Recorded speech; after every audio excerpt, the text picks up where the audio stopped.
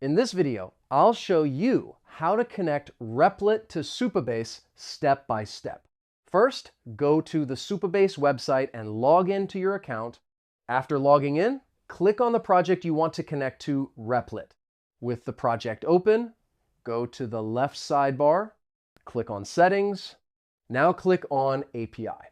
Here you will find the project URL and the API key. Copy the project URL. Then copy the non-public API key. Now go to the REPLIT website and open the project you want to connect to Supabase.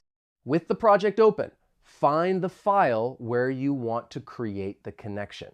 Now install the Supabase library in your project.